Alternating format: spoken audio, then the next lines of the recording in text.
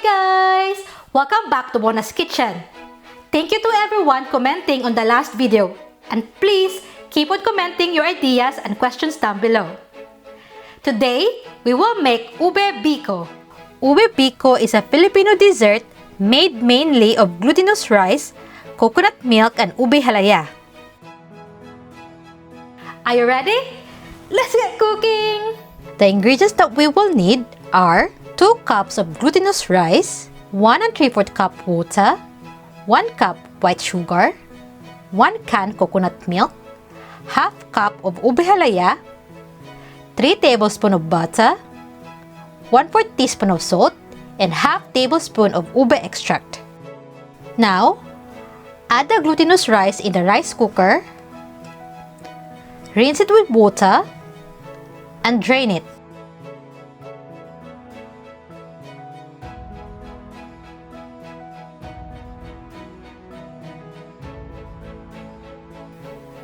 And add in the 1 3/4 cup of water. Turn on the rice cooker and let it cook.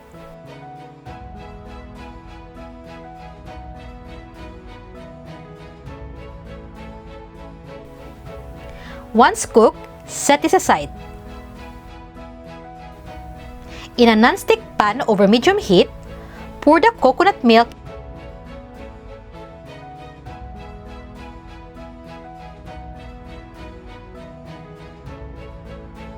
sugar, stir them together, and salt. Bring it to a simmer, then add in the ube halaya, stir them together,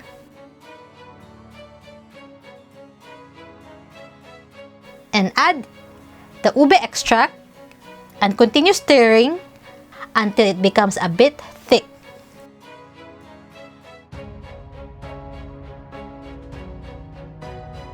Now, add the butter,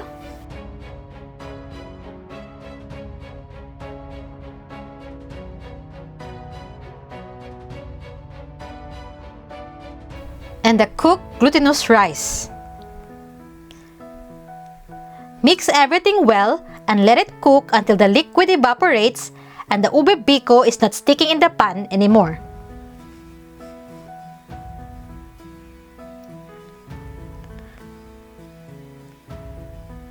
Then, transfer it to a greased baking dish or a bilao lined with banana leaves.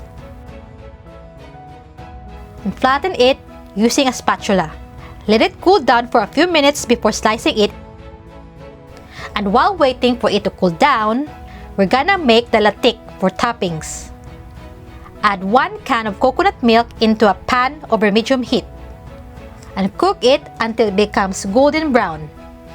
Or if you don't want latik, you can use grated cheddar cheese. And once it's golden brown, remove it from the heat and drain the oil before topping it.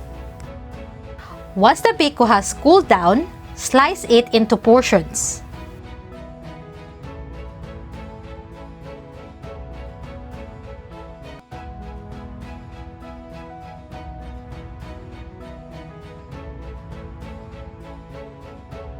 And top it with your chosen topping.